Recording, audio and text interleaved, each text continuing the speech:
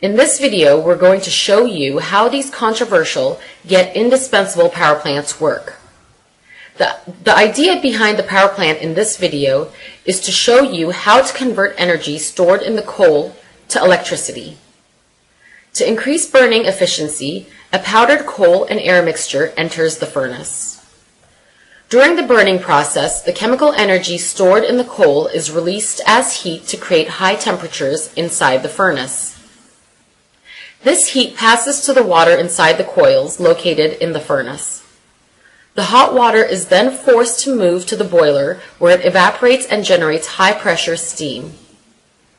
The high-pressure steam is taken to the steam turbine, and the energy inside the steam is converted to mechanical energy. This mechanical energy is then transferred to the generator, where it will be converted to electricity. The generated electricity is finally transferred to the grid through a transformer and is ready to be consumed by the public. There are two major water cycles in any power plant, whether it is a coal, nuclear, or a gas power plant. The first is the closed-loop power-producing water cycle, which we call the steam cycle. The second is the open-loop cooling water cycle. No thermal power plant can operate without these two cycles. Let's begin by describing the closed-loop power cycle, or the steam cycle, starting from the furnace. First, intense heat inside the furnace heats the water within the coils, which is coming from the condenser. This heated water is forced to the boiler where it evaporates. The pressure inside the boiler can be more than 200 bars. The high-pressure steam obtained in the boiler is sent to the steam turbine, which passes the steam between fixed and rotating sections, converting the energy stored in the steam to mechanical energy. The steam leaves the turbine at close to vacuum pressure, near condensation temperature. This saturated dry steam then enters the condenser, where it is condensed to water by the cold water coming from the river.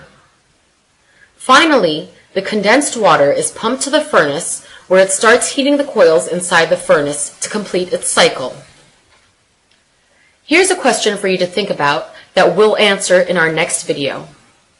Why is a very small portion of pressurized steam diverted to the bearing section of the turbine, where the low-pressure steam leaves the turbine? Now let's discuss the second cycle, the open-loop cooling cycle, which starts by pumping cold water from the upstream section of the river into the condenser inside the steel tubes. While saturated steam is condensed to water, the water from the river is heated. The heated water is then dispensed to the downstream section of the river. To protect ecological stability of the river, the temperature rise should be kept to a minimum. In short, distilled water makes the river or lake warmer than it otherwise would be. This is why some marine animals, such as manatees, spend their winter close to the power plants to protect themselves from the harsh winter temperatures. This concludes the first part of our presentation about coal power plants.